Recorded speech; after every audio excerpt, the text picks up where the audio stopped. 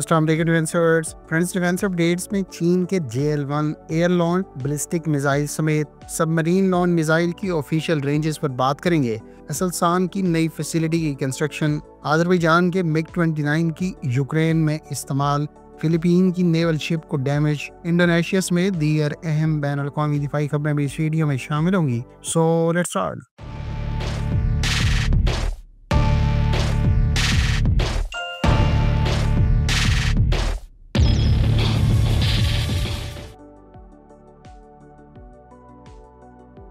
चीन की सरकारी न्यूज़ एजेंसी ग्लोबल टाइम्स ने अपने रीसेंट आर्टिकल में इस बात की तस्दीक की है कि चीन के एयर लॉन्च JL-1 और सबमरीन लॉन्च JL-3, इसके अलावा लैंड बेस्ड DF-61 और DF-31BJ मिसाइल्स को पहली मरतबा पब्लिक किए जाने के बाद चीन ने एक लिहाज से स्ट्रेटेजिक मैसेजिंग करते हुए अपने न्यूक्लियर ट्राइएड को पहली मरतबा डिस्प्ले किया है। ख्याल रहे कि चीन की ये चारों वेपन्स इसके न्यूक्लियर केपेबल सिस्टम्स हैं जो बवक्त ज़रूरत एयर, लैंड और अंडर सरफेस एसेट से फायर किए जा सकते हैं। JL-1 की पहली मरतबा ऑफिशियल सतह पर रेंज को डिस्क्लोज किया गया है, जबकि इस एयर लॉन्च बैलिस्टिक मिसाइल के बारे में कहा गया है कि ये 8000 किलोमीटर की रेंज पर अहदाफ को निशाना बना सकता है। ये चीन का लॉन्ग रेंज स्ट्रेटेजिक मिसाइल है जो उसके H-6N बम्बार तैयारे पर कैरी किया जा सकता है। दूसरी जानिब JL-3 जो कि चीन का सबमरीन लॉन्च बैलिस्टिक मिसाइल है, इसकी रेंज भी तकरीबन 10,000 किलोमीटर के लगभग बताई गई है, जबकि DF-61 और DF-31BJ 15 से लेकर 20,000 किलोमीटर की रेंज के साथ पूरी दुनिया में किसी भी हदफ को किसी भी टाइम निशाना बनाने की सलाहियत रखते हैं। ख्याल रहे कि चीन ने इस परेड के दौरान अपने YJ सीरीज के नए एंटीशिप और लैंड अटैक मिसाइल्स को भी डिस्प्ले किया था, जिसमें YJ-20 शिप और एंटीशिप मिसाइल को खास तौर पर लार्ज वेसल्स को टारगेट करने के लिए डिजाइन और डेवलप किया गया है। दूसरी जानिब YJ-17 जो एक और शिप बॉर्न हाइपरसोनिक मिसाइल है, ये दोनों शिप्स के अलावा लैंड बेस्ड एसेट्स को भी निशाना बना सकता है।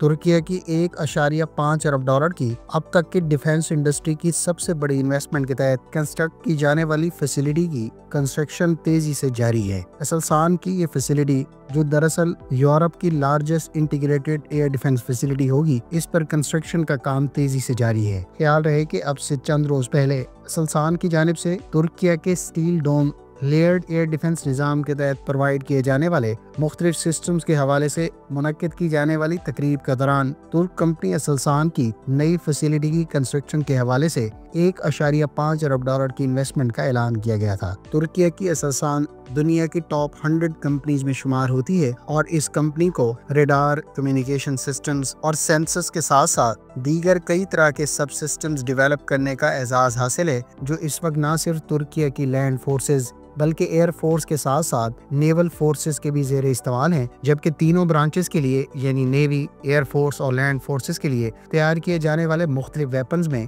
इस कंपनी के सिस्टम्स का इस्तेमाल किया जा रहा है, जो दोस्त ममालिक को एक्सपोर्ट भी किए जा रहे हैं।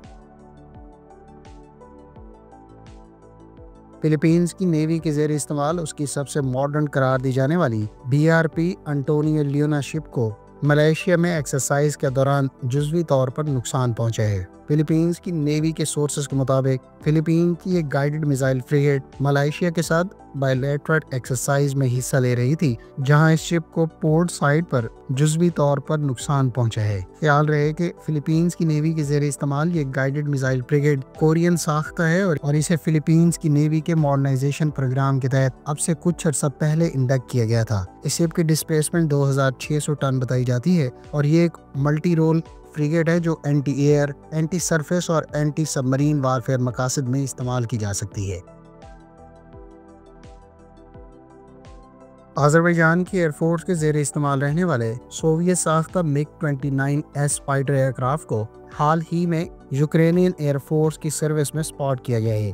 ख्याल रहे कि अजरबैजान के ज़ेरे इस्तेमाल रहने वाले 3 MiG-29S फाइटर एयरक्राफ्ट को हालिया यूक्रेन रशिया जंग से पहले यूक्रेन में मेंटेनेंस की गर्ज से भेजा गया था और इनके बारे में ख्याल किया जा रहा था कि शायद रूस के अटैक के दौरान ये एयरक्राफ्ट मुतल्लिका फैसिलिटी पर मेंटेनेंस की गर्ज से मौजूद थे जहां इन्हें निशाना बनाया गया था। ताहम रीसेंट विजुअल्स के मुताबिक इस बात की तस्दीक हो गई है कि अज़रबैजान के ज़ेरे इस्तेमाल रहने वाले MiG-29S fighter aircraft Ukrainian air force में सर्व कर रही हैं। याद रहे कि इससे पहले पोलैंड की जानिब से भी सोवियत साख्ता तैयारे यूक्रेन के हवाले किए गए थे, जबकि यूक्रेनियन एयरफोर्स इस वक्त न सिर्फ इत्तेहादी यूरोपीय ममालिक के F-16 और मिराज 2000 तैयारे इस्तेमाल कर रही है, बल्कि इसके ज़ेर इस्तेमाल सोवियत साख्ता कुछ Su-27 एयरक्राफ्ट भी इस्तेमाल किए जा रहे हैं। इनमें से कुछ फाइटर एयरक्राफ्ट के साथ यूरोपियन साख्ता वेपन्स की इंटीग्रेशन भी कामयाबी से की गई है और इस वक्त यूक्रेनियन एयरफोर्स इन तैयारों पर कई यूरोपियन साख्ता वेपन्स भी इस्तेमाल कर रही है, जिसमें अमरीकी साख्ता जॉइंट डायरेक्ट अटैक म्यूनिशन और दीगर म्यूनिशन शामिल हैं। इटली की जानिब से इंडोनेशियन नेवी को प्रोवाइड की जाने वाली पहली PPA शिप इंडोनेशिया पहुंच गई है। मीडिया रिपोर्ट्स के मुताबिक ये शिप, जो दरअसल मल्टीपर्पज कॉम्बैट शिप है, ये इससे पहले इटालियन नेवी के लिए तैयार की गई थी और तकरीबन 6 हफ्ते के समुद्री सफर के बाद ये इटली से इंडोनेशिया पहुंची है। ख्याल रहे कि इस शिप को इंडोनेशियन नेवी की अब तक की हाईली एडवांस्ड और लार्जेस्ट शिप करार दिया जा रहा है और इंडोनेशिया ने इटालियन नेवी के लिए तैयार की जाने वाली इस क्लास की 2 शिप्स को अब से कुछ अर्सा पहले इटली से हासिल करने का फैसला किया था। ये शिप अब से चंद हफ्ते पहले इंडोनेशियन हुकाम के इटली में हवाले की गई थी और अब इसको आने वाले चंद दिनों में इंडोनेशियन नेवी में फॉर्मली इंडक्ट कर दिया जाएगा।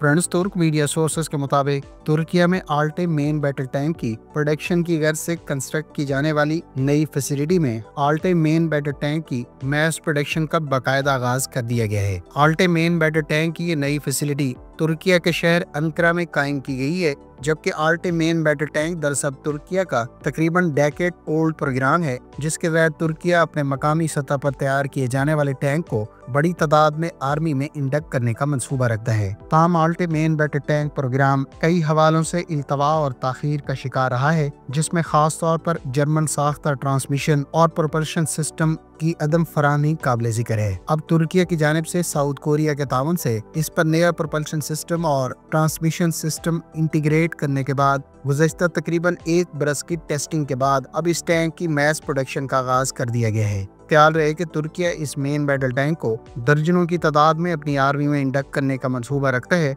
और इसके प्रोडक्शन सिस्टम के हवाले से भी मकामी सतह पर ही कंपनियों की जानिब से मुख्तलिफ सिस्टम्स तैयार किए गए हैं।